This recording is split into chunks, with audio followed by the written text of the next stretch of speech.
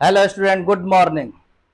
अब इस क्लास में तुम गौर करोगे, पिछले वाले क्लास में हम तुमको T equation, it means trigonometrical equation का प्रिंसिपल वैल्यू बता दिए, न्यूमेरिकल लिस्ट वैल्यू बता दिए। अब आइए इस क्लास में हम लोग क्या करते हैं, किसी भी ट्रिगोनोमेट्रिकल इक्वेशन का क्या पढ़ेंगे, जनरल सॉल्यूशन।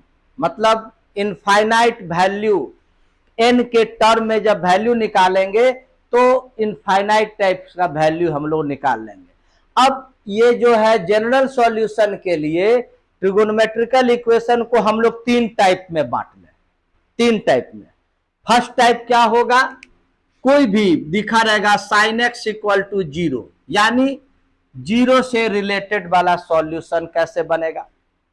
सेकेंड टाइप का एग्जांपल हम क्या देंगे, नन जीरो, जैसे sine X equal to suppose करो √3/2, इस टाइप का प्रॉब्लम। समझ में आ गए। तीसरा देंगे, ये थोड़ा सा कॉम्प्लिकेटेड होगा। कॉम्प्लिकेटेड का मतलब sine X plus cos X equal to मान लो सपोज करो 1, इस टाइप का। तो अगर सही ढंग से ट्रिगोनोमेट्रिकल इक्वेशन का जनरल सॉल्यूशन को पढ़ा जाए तो तीन टाइप का होगा। राइट साइड देखो जीरो है, सेकंड में देखो नन जीरो है, और उसके बाद कुछ कॉम्प्लिकेटेड। तो चलिए पहले हम लोग पढ़ते हैं जीरो से रिलेटेड। इसका फॉर्मूला तुमको हम लिखते हैं, इफ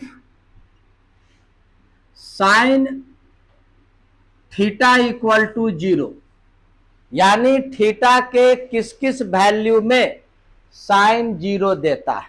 तो साइन थीटा का वैल्यू p/h है, गौर करोगे तो p/h equal to zero, cross करोगे तो p इक्वल टू जीरो। ये देखो साइन थीटा का वैल्यू क्या होता है, p/h, और इक्वल टू जीरो, क्रॉस करोगे तो p इक्वल टू जीरो। यानी जिस जिस एंगल में परपेंडिकुलर जीरो होगा उन सभी एंगल में साइन जीरो देगा, है कि नहीं। एंड दोनों को एक साथ लिख देते हैं, tan theta equal to zero.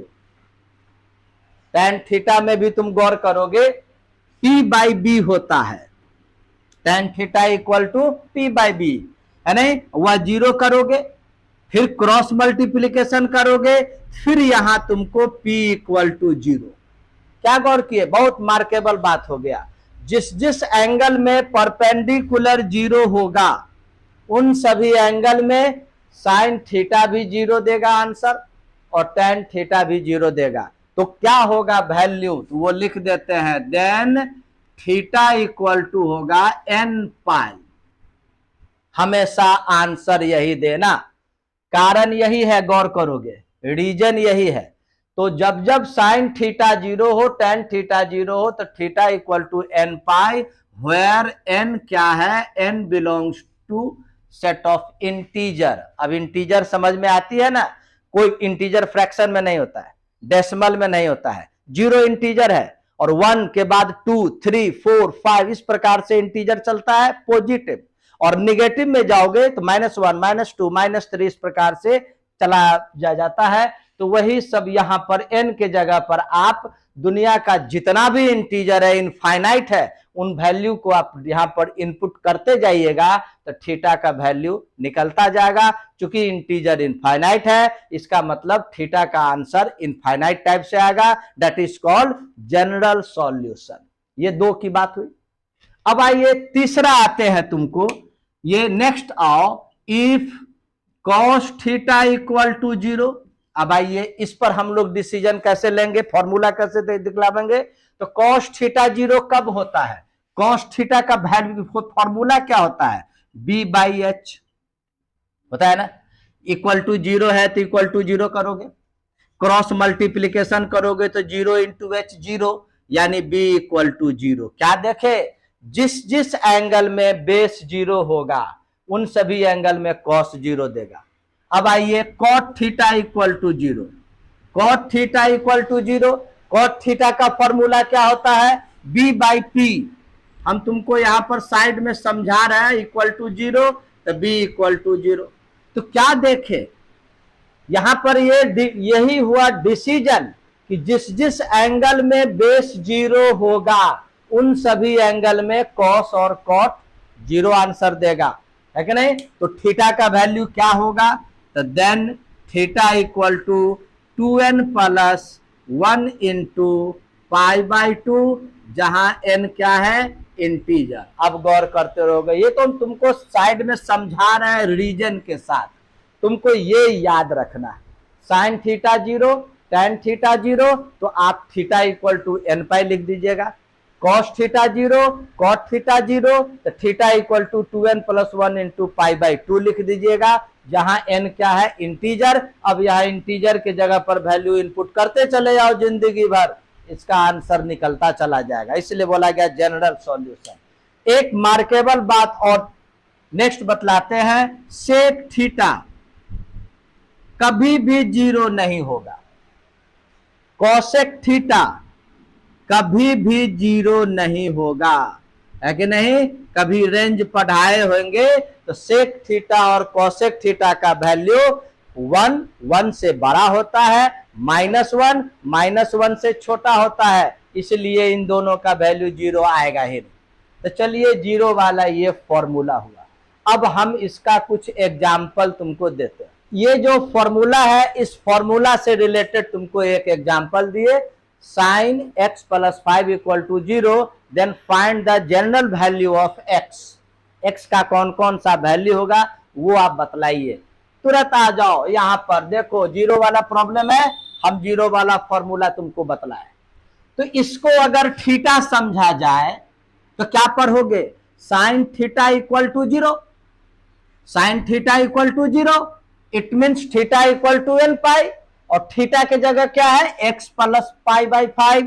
तो यहां पर आंसर में लिख दोगे x plus pi by 5 equal to n pi, clear, n pi लिख देंगे, और x equal to n pi minus pi by 5। अब इसको आप सॉल्व कर दो, यही एज इट इज रहने दो, ये मेंशन जरूर कर देना where n belongs to set of integer, तो भी तो इंटीजर यहां पर n के जगह वैल्यू इनपुट करता चला जाएगा, इनफाइनाइट आंसर आएगा, यही इसका आंसर आया। ज्यादा से ज्यादा आप पाई कॉमन ले सकते हो, इतना तो कर लोगे।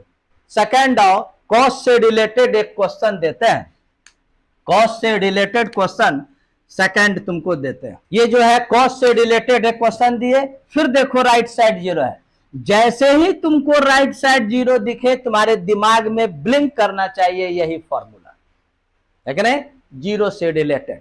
तो चलिए 0 है तो कॉस, अब इसको थीटा समझो, गौर करो, तो कॉस थीटा इक्वल टू 0 है कि नहीं है, तो कॉस थीटा 0, तो theta equal to 2n plus 1 into pi by 2, clear. तो आप थीटा के जगह क्या लिखिएगा, यही ना लिखिएगा, x plus pi by 10 equal to, अब फॉर्मूला को लिख दो 2n plus 1 into pi by 2, जहां n क्या है, इंटीजर। अब इसको थोड़ा और आगे सॉल्व कर दो, ये पाई बाई 10 को राइट साइड भेज दो, तो ये हो गया 2n plus 1 into pi by 2 minus pi by 10। इसको सॉल्व भी किया गया, तरह तरह के बुक में इसको सॉल्व करके आंसर तुमको डिफरेंट टाइप का मिलेगा, है ना, यही से आंसर इसका तैयार हो गया। क्या किया जा सकता है, गौर करो, यहां पर ये फ्रैक्शन है तो एलसीएम वगैरह लेकर के सॉल्व, चलो थोड़ा सा आगे इसको हम बढ़ा के दिखलाते हैं। x इक्वल टू, ये एलसीएम आप लीजिएगा 10, ये आंसर है, यहीं से आंसर स्टार्ट है। अब चलिए 5 मल्टीप्लाई होगा, तो 5 इंटू 2n प्लस 1 इंटू पाई, और यहां हो जाएगा माइनस पाई।